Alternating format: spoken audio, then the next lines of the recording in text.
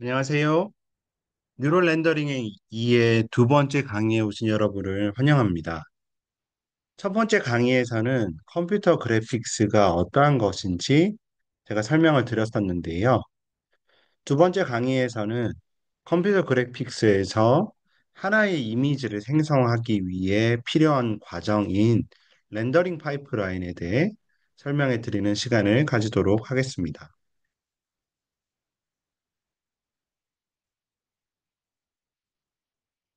이 렌더링 파이프라인에서는 과연 어떤 것을 하느냐? 우리가 최종적으로 생성하고 싶은 것이 2차원 이미지입니다. 그리고 이 2차원 이미지를 생성하기 위해서 우리는 세 가지의 요소가 필요하거든요.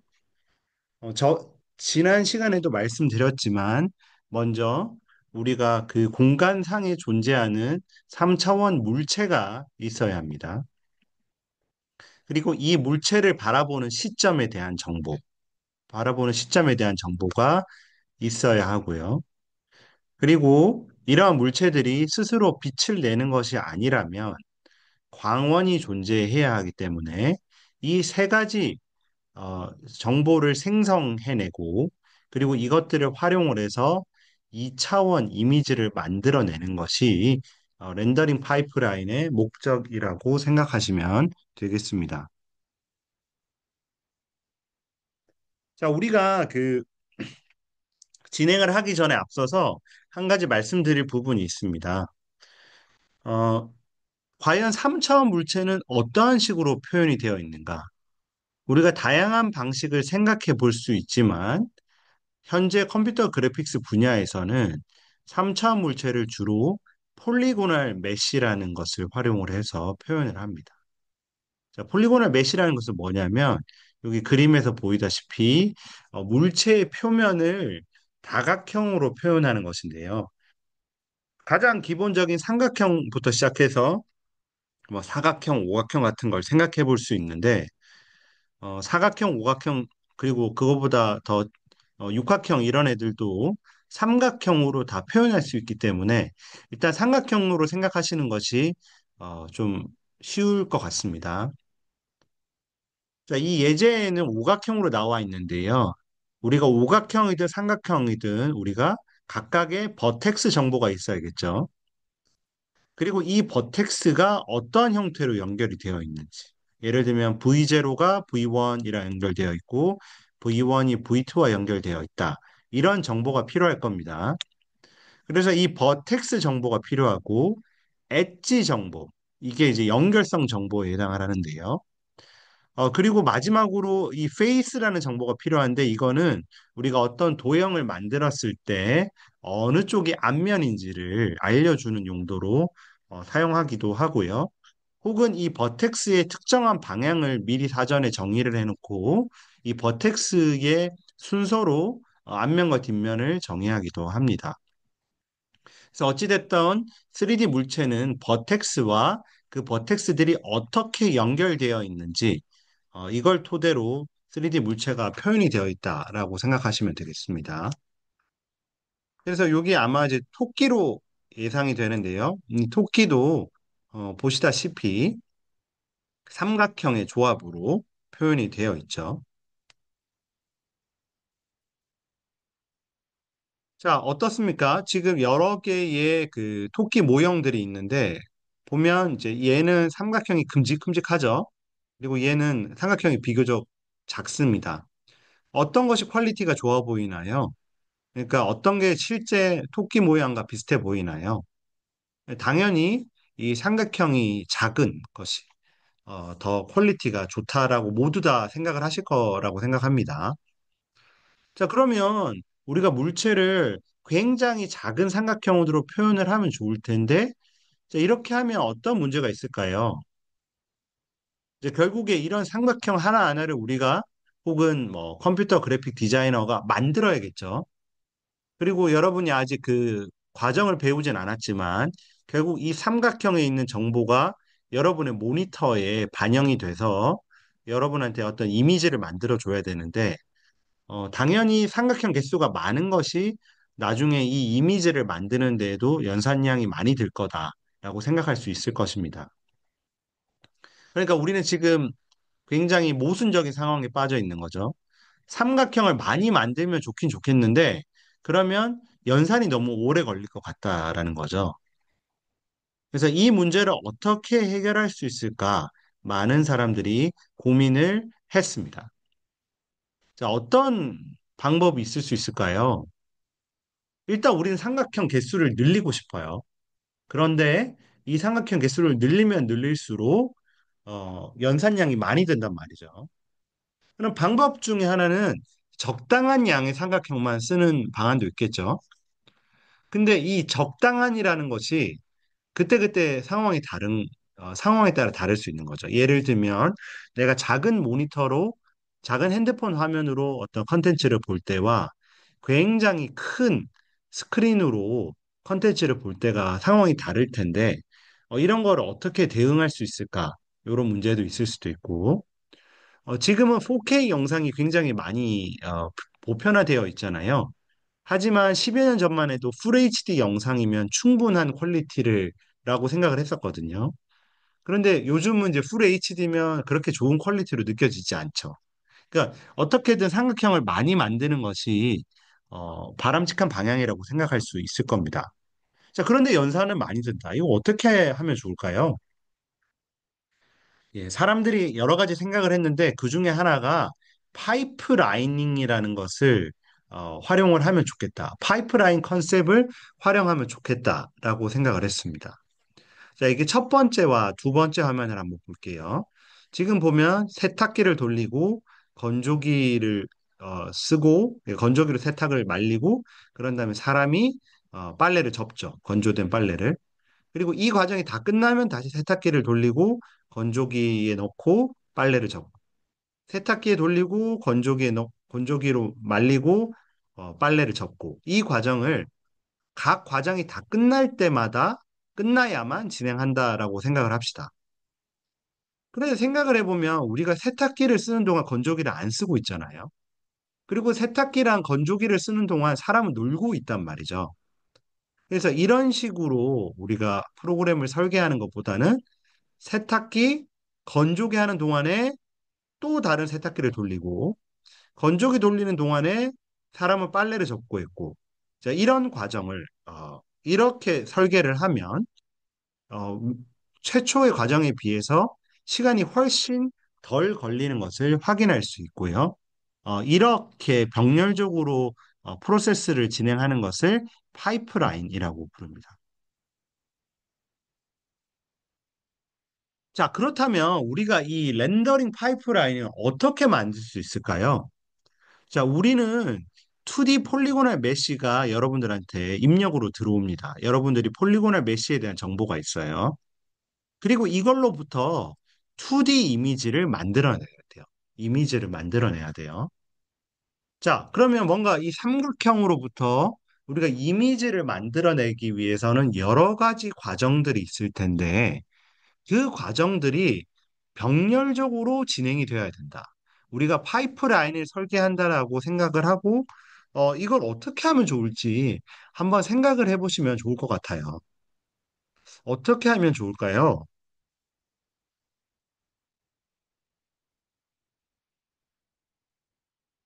예, 일시 정지를 하고 조금 더 생각을 해보셔도 좋을 것 같고요. 아무쪼록 제가 하는 이야기를 그냥 그렇구나라고 받아들이지 말고 조금 비판적인 사고로 이 파이프라인을 어떻게 만들면 좋을까? 이렇게 지금 기존에 만들어 있는 것이 과연 효율적인가? 이런 거에 대해서 고민을 해보시면 좋겠습니다. 자, 여기 그림 보이시죠? 이 그림이 일반적인 렌더링 파이프라인의 단계를 나타낸 것입니다. 이제 어플리케이션이라는 단계가 있고요. 지오메트리 프로세싱이라는 단계가 있고요. 레스터라이제이션이라는 단계가 있고 마지막으로 픽셀 프로세싱이라는 단계가 있습니다. 그리고 이 각각의 단계 혹은 각각의 스테이지도 그 내부에는 여러 가지 단계가 있고요. 그 각 단계들도 파이프라인 설계가 되어 있다라고 보시면 되겠습니다. 자, 그래서 파트 1, 오늘 그 강의의 파트 1에서는 어플리케이션과 지오메트리 프로세싱에 대해서 이야기를 하고요. 파트 2에서 레스터라이제이션과 픽셀 프로세싱에 대해서 이야기하도록 하겠습니다. 자, 어플리케이션 스테이지는 보통 CPU에서 동작을 한다고 보시면 됩니다. 그래픽 연산들은 주로 GPU, 그래픽 카드를 활용을 해서 수행이 되는데요. 이 어플리케이션 스테이지는 보통 CPU에서 동작을 하고요. 그래서 개발자가 모든 통제권을 가지고 있다라고 보시면 되겠습니다. 자, 그래서 이 어플리케이션 단계에서는 이 지오메트리 프로세싱 단계에 필요한 정보들을 다 제공을 한다고 보시면 되겠고요. 그것들이 렌더링 프리미티브라고 부른다고 합니다. 그래서 이 렌더링 프리미티브, 이 프리미티브라는 뜨는 거는 프리미티브라는 거는 뭔가 기초 재료 요런 뜻이라고 보시면 되고요. 그래서 렌더링 하기에 필요한 재료들을 어플리케이션 단계에서 제공을 해주는데 포인트 혹은 라인 그리고 삼각형들을 어플리케이션 단계에서 제공을 해준다라고 생각하시면 됩니다. 그러니까 사용자가 뭔가 어떤 요청들이 있겠죠. 그럼 그 요청에 의해서 최종적으로 그려져야 되는 물체에 대한 재료, 물체에 대한 점, 물체에 대한 선, 물체에 대한 삼각형들을 제공해 준다고 생각하시면 되고요. 우리가 여러 물체가 움직이다 보면 충돌이 일어날 수도 있잖아요. 그런 충돌들은 이 어플리케이션 스테이지에서 구현이 되는 경우가 많이 있고요. 또 그와 또 중요한 역할 중에 하나는 사용자의 입력, 뭐 키보드, 마우스, 기타 여러 가지 입력들을 처리하는 것이 어플리케이션에서 이루어진다라고 생각하시면 되겠습니다.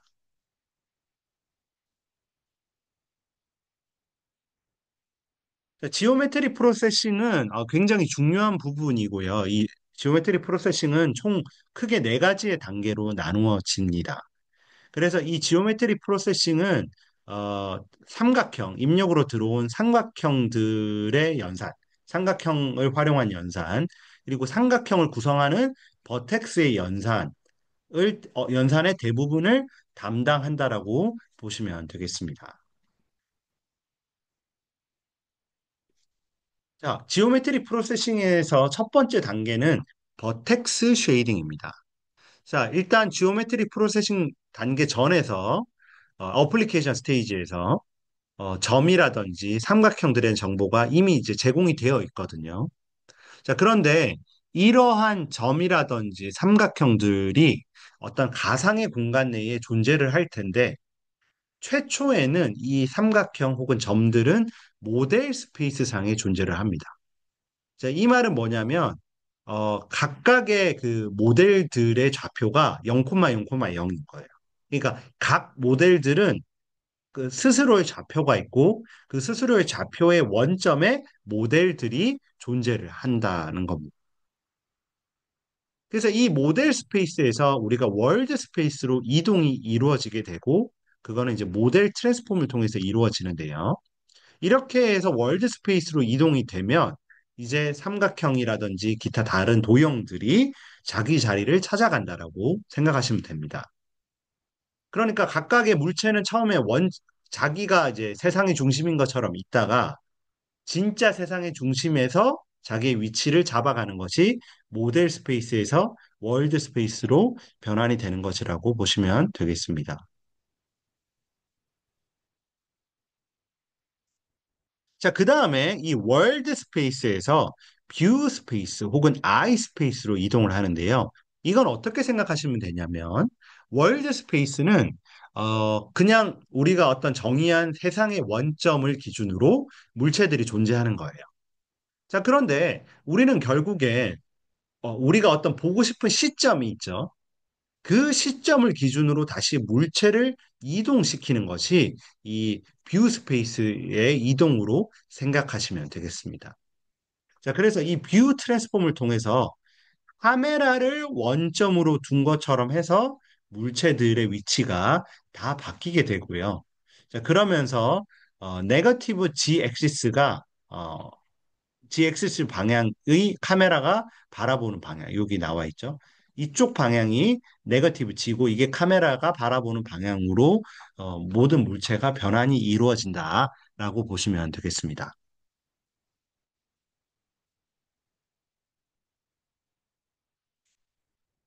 이 벌텍스 쉐이딩 단계에서는 각각의 물체의 매질에 대한 정보도 제공을 해주게 되고요. 그리고 어떤 이 매질의 정보를 제공해 주다 보니까 어떤 물체의 그 물체가 이제 빛나겠죠. 어떤 그 상황에 따라서 어떤 물체는 광택이 없는 물체가 있을 테고 어떤 물체는 광택이 나는 물체가 있을 텐데 어떤 광원으로 인해서 특정한 물체의 광택이 나는 정보도 이 버테스 쉐이딩에서 계산이 된다라고 보시면 되겠습니다. 자, 그래서 이런 과정을 토대로 이 각각의 벌텍스는 이제 이러한 정보, 점의 위치, 그리고 이 점의 어떤 법선 베터 방향, 색상, 그리고 광택 정보들을 가지게 되고요. 자, 여기 보시면 이 쉐이딩이라는 용어를 썼잖아요. 여기서도 보면 버텍스 쉐이딩이라고 얘기가 되어 있는데 이제 쉐이드는 음영이지 않습니까?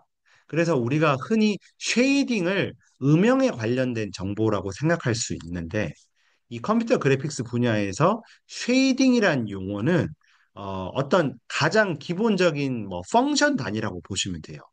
그래서 이 아, 잘못 말씀드렸네요. 예, 그래서 이 어, 쉐이딩은 음영에 대한 것이 맞고요. 나중에 쉐이더라는 것이 나오는데 그 쉐이더가 기본적인 펑션의 단위라고 얘기를 생각을 하시면 됩니다. 근데 이 쉐이딩이라는 과정은 버텍스에서도 이루어지지만 나중에 픽셀 간 프로세싱에서도 이루어진다. 요거가 이제 특징이라고 보시면 되겠습니다.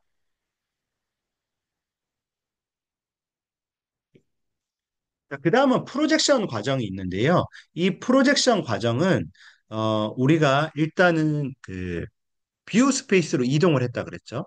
그리고 이 뷰 스페이스로 이동이 되어 있는 물체들을 우리가 사전에 정의한 어떤 그 정육면체 상으로 다 투영시키는 것을 의미합니다.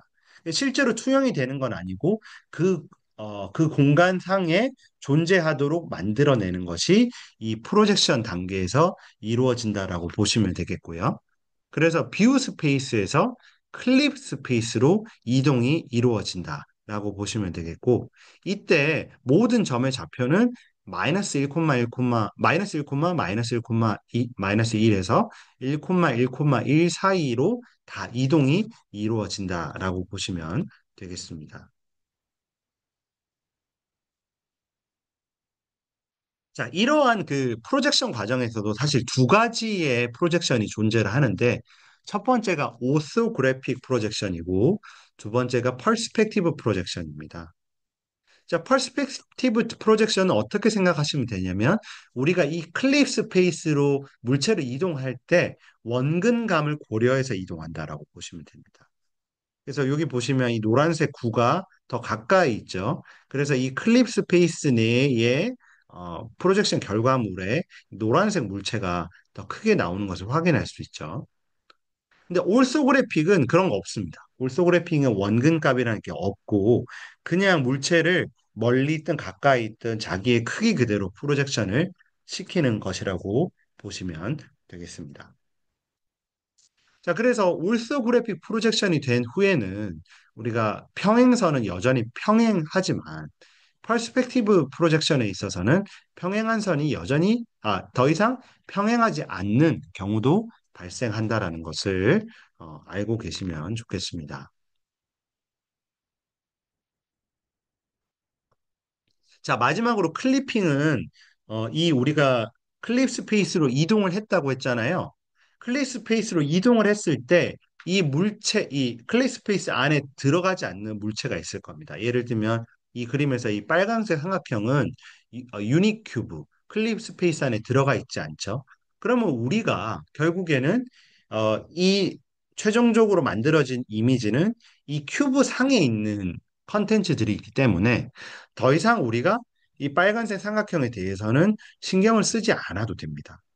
자, 이렇게 빨간 삼각형을 날려버리면 불필요한 연산을 줄일 수 있겠죠. 그래서 그러한 과정들이 클리핑이라고 생각하시면 되겠고요. 뭐 지금 보시면 이 주황색 삼각형은 일부가 잘리잖아요. 이런 경우에는 잘린 부분은 버리고 새로운 벌텍스를 활용을 해서 도형을 새로 정의하기도 합니다.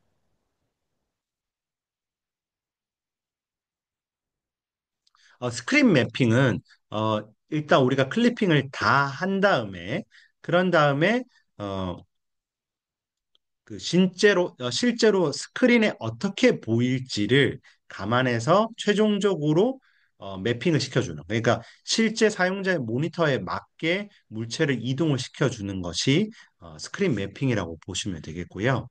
이 클립 스페이스 전까지는 사실 우리가 프로젝션이란 용어를 쓰긴 했지만 각각의 프리미티브, 각각의 버텍스들은 여전히 3차원 좌표를 가지고 있고요. 이 스크린 매핑이 끝난 후에 2차원 좌표를 가지게 됩니다.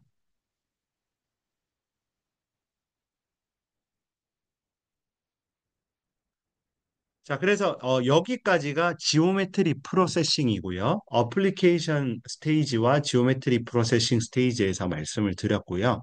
파트 2에서는 레스터라이제이션에 대해서 말씀을 드리고 픽셀 프로세싱에 대해서 말씀드리도록 하겠습니다.